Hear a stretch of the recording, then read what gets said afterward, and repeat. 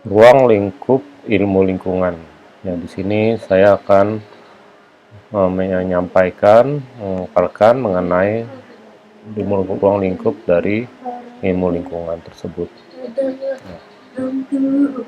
Memang banyak orang seringkali menyamakan ilmu lingkungan itu dengan ekologi, ya. Ya, bisa dikatakan benar walaupun sebenarnya tidak sepenuhnya benar. Nah, yang tepat itu adalah ekologi itu merupakan dasar dari ilmu lingkungan. Jadi bisa juga dikatakan sebenarnya ilmu lingkungan itu adalah aplikasi dari ekologi. Ya, secara umum ekologi itu memang di diutarakan, disampaikan oleh ahli-ahli ekologi seperti Ernest Haeckel, ya, Odum gitu ya. Nah, itu mereka mendefinisikan istilah ekologi yang memang cenderung istilah itu digunakan untuk hewan atau tumbuhan. Tapi begitu apa terjadi perkembangan, ya, perkembangan ilmu, nah, ilmu lain pun juga menggunakan istilah ekologi, ya, dalam bukan hanya di dunia biologi. Nah, namun ya bisa dikatakan tadi ekologi tidak dianggap identik dengan ilmu lingkungan, ya, melainkan sebagai dasar dari ilmu lingkungan. Jadi dikatakan itu adalah dasarnya. Nah, di sini kita lihat uh, ya, salah satu yang ingin saya sampaikan mengenai definisi dari Butken dan, ya, salah satu dari Butken dan Keller ini, ya, bahwa dia mengatakan ilmu lingkungan adalah sekelompok ilmu yang mencoba menjelaskan bagaimana kehidupan di bumi itu dilestarikan. Apa yang menyebabkan persoalan lingkungan dan bagaimana persoalan ini dapat diselesaikan. Nah, jadi itu adalah secara umum tadi, ya. Jadi bukan hanya sekedar mempelajari, kalau ekologi kan hanya mempelajari benda biotik, abiotik, hubungan interaksinya, ya, sampai situ. Tapi kalau ilmu lingkungan itu lebih luas lagi dari ekologi tadi istilahnya, ya, seperti yang dikatakan oleh Butken dan Keller ini. Memang banyak, ya, ilmuwan lain seperti Miller, Ravenenberg yang juga mendefinisikan istilah ekologi.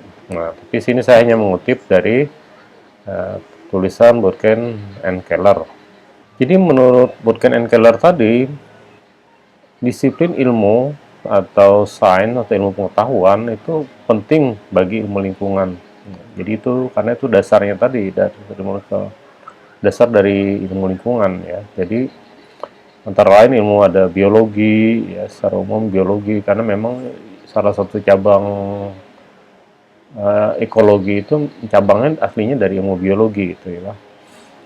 Kemudian ada ilmu lain juga, geologi, hidrologi, klimatologi, ya, meteorologi, oceanologi, ilmu tanah. Nah, itu menjadi dasar dari ilmu lingkungan. Bahkan ilmu lingkungan lain pun juga berkaitan dengan bidang bukan ilmu sains, ya, bukan ilmu pengetahuan. Misalnya ada filsafat, ekonomi. Nah, itu juga termasuk di dalam dasar ilmu lingkungan. Nah, ini, ya. Jadi dapat dikatakan di sini bahwa ilmu lingkungan itu merupakan cabang ilmu yang multidisiplin, banyak. Jadi banyak ilmu yang mendasari ilmu lingkungan. Sehingga setiap ilmuwan dari berbagai ahli tadi, dari berbagai disiplin ilmu tadi memiliki latar belakang pendidikan tertentu. Nah, mereka dapat membuat spesifikasi sesuai dengan latar belakang keilmuannya, ya. Jadi dari macam-macam latar belakang ilmu tadi, mereka mendefinisikan atau bisa melakukan spesifikasi tertentu dalam ilmu lingkup tadi, ya, dalam lingkup ilmu lingkungan tadi. Nah, contoh di sini, ya, misal ilmu kesehatan, ya, mereka mengembangkan bidang ilmu kesehatan lingkungan yang mempelajari hubungan antara kualitas lingkungan dan kesehatan manusia. Jadi misal bagaimana hubungan sampah misalnya terhadap kualitas hidup manusia.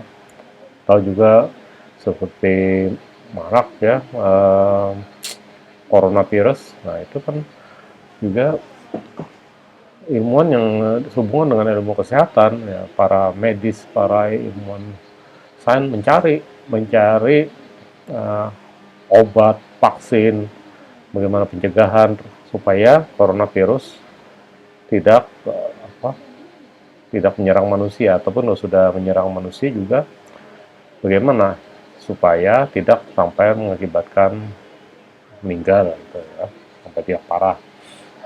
Bahkan ilmu ilmu lain juga, ilmu bidang lain, misal ilmu bidang konservasi. Nah, mereka juga memberi ini bahwa sebenarnya coronavirus itu karena hutan yang rusak. Akibatnya apa? Berapa virus-virus yang mulanya ada tempat tinggal di hutan, nah dia pindah ke manusia. Nah, itu masuk dalam, bisa dikatakan masuk dalam ruang lingkup ilmu lingkungan. Nah, dari segi pemegang kebijakan lingkungan ya, misal pemerintahan ya, mereka mengembangkan studi tentang analisis dampak lingkungan. Ya.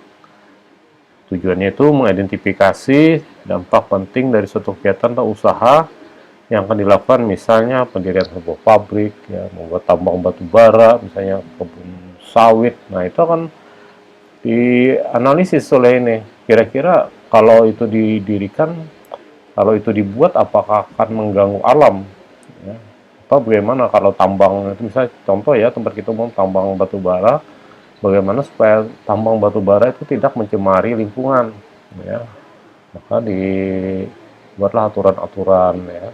Misalnya setelah tambang itu ada beberapa kolam yang, nah, tujuannya itu netralisir air, sehingga air yang jatuh ke sungai itu sudah terbebas dari zat pencemar, ya.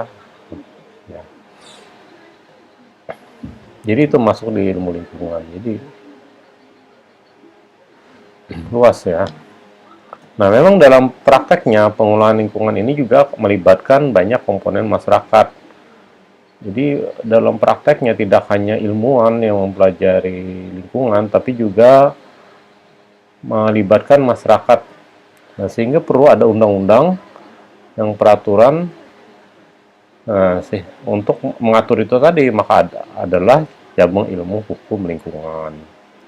Nah, ilmu lingkungan juga menyangkut aspek agama dan filsafat yang lain tadi ya. Jadi ilmu lingkungan yang mempelajari aspek fisik, itu ada istilahnya nanti ya, ilmu lingkungan yang mempelajari aspek fisik disebut environmental science, ya. Sementara ilmu lingkungan yang membahas aspek sosial disebut environmental studies, ya. Kalau masalah sains tadi misalnya, ya contohnya tadi hubungan dengan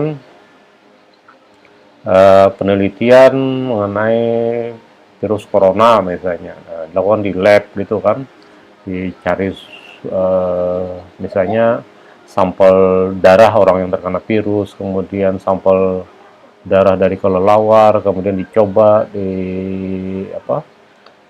dimasukkan ke dalam suatu alat ya, untuk mengetahui bagaimana DNA-nya, kemiripan DNA-nya seperti apa ya. Nah, itu dapat dikatakan itu bisa environmental science. Kalau itu kita hubungkan dengan lingkungan, ya, ilmu seperti itu. Tapi kalau itu hubungan dengan aspek sosial, misal bagaimana ya membahas hubungan keakraban atau keakraban antar masyarakat di suatu lingkungan yang kumuh misalnya. Nah, ini kan ada hubungan sosial, ya. Bagaimana kehidupan masyarakat di lingkungan kumuh misalnya, itu bisa dimasukkan ke dalam environmental studies kalau itu kajiannya ilmu lingkungan. Ya, walaupun ada juga yang menyebut bahwa itu sama saja sebenarnya ya, tetap environmental science juga, cuma cabang-cabangnya aja. Jadi tidak masalah entah dia mengkaji ke sains, ke sosial, atau ke sains murni, ke tidak masalah. Nah, karena memang pola kajiannya juga mirip-mirip aja itu ya. Nah, jadi tadi ya, jadi ilmu lingkungan ini tadi bisa menyangkut aspek agama dan filsafat juga. Itu dalam kelompoknya bukan kelompok sains ya, ilmu pengetahuan. Nah, misalnya contoh dalam aspek agama, misalnya hukum membuang sampah sembarangan. Nah, atau hukum kalau menangkap anak ikan, gitu ya. Nah itu kan ada hukumnya. Ya hukumnya misalnya halal, haram gitu ya. Nah itu kan agama, hubungannya agama. Ya. Dan itu bukan sains, bukan kanon sains, tapi itu bisa masuk ke dalam ruangan lingkup tadi. Nah akhirnya apa ya tadi? Akhirnya ada ahli yang mempertanyakan apakah ilmu lingkungan ini sebenarnya ilmu sains atau tidak, karena semua ilmu bisa masuk kayak tadi ya. Ya, tadi kan macam-macam ya ahli itu ini kan. Ya kita anggaplah itu masuk dalam ilmu lingkungan juga ya, tidak masalah itu ya. Karena nah ini hanya untuk menambah wawasan kita saja sebenarnya. Ya, itu ya kan.